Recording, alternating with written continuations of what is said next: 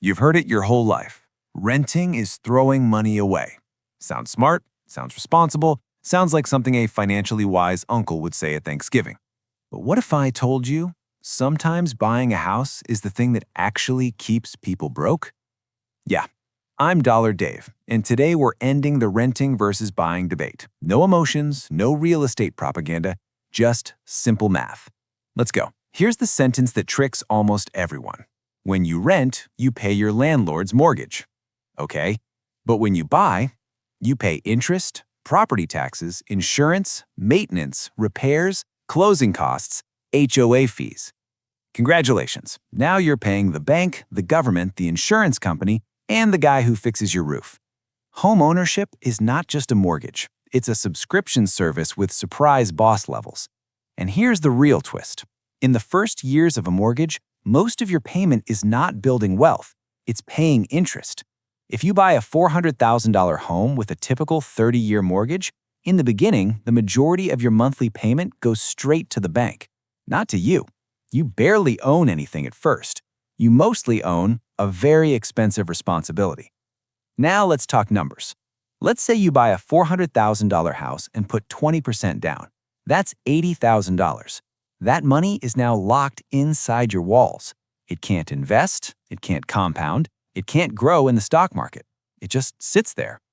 Now let's say your full monthly housing cost as a homeowner is $3,000 after mortgage, taxes, insurance, and maintenance. Meanwhile, you could rent a similar place for $2,200. That's an $800 difference every single month. If you invest that $800 instead of spending it, and you earn an average 8% annual return, in 30 years, that's over $1 million. $1 million. Suddenly, renting doesn't look so stupid. It looks flexible. But I can already hear someone typing in the comments, "But Dave, equity." Yes, homes build equity, but let's break this down simply. Equity grows in two ways. One, you pay down the loan. Two, the home increases in value. Now, here's the important question. Is your home an investment or a lifestyle choice? Because an investment should produce income. Your primary home does not pay you. It costs you money every month. And appreciation? Historically, U.S. real estate grows around 3 to 4% per year on average. The stock market historically grows closer to 8 to 10% over long periods. So if you're choosing between tying up massive capital in a house or investing consistently, the math is not as obvious as people think.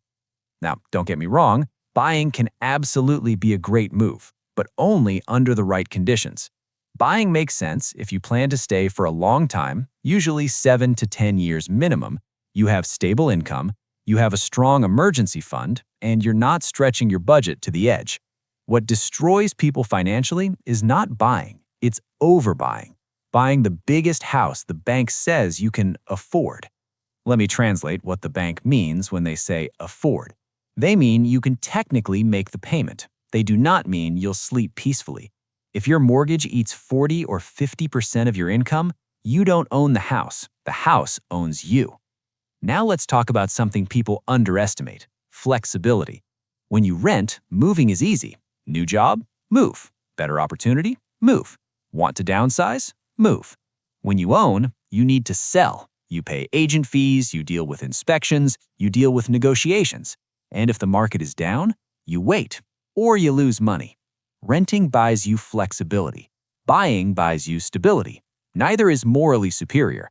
They're tools, and tools only work when used correctly. Here's the biggest mindset shift.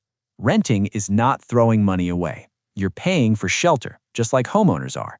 The difference is what you do with the gap. If you rent and spend the savings on vacations, cars, and online shopping, yes, you lose. But if you rent and invest the difference consistently, you can outperform many homeowners financially. Meanwhile, if you buy below your means, stay long-term, and manage it wisely, you build forced savings and long-term stability. Both paths can work. Both paths can fail. It's not renting versus buying. It's discipline versus lifestyle inflation. So here's the real truth nobody tells you. The house will not make you rich. Your habits will. If buying a house motivates you to save, stay stable, and build equity over decades, great. If renting allows you to invest aggressively and stay flexible, also great. But don't buy a house because someone told you renting is wasting money. And don't rent because you're afraid of commitment. Run the numbers, know your goals, understand your time horizon. And remember this, a house is a place to live. It's not a magic wealth machine. I'm Dollar Dave, and I like houses. I just like math more. If this made you rethink something, hit subscribe. Your money should work for you, not the other way around.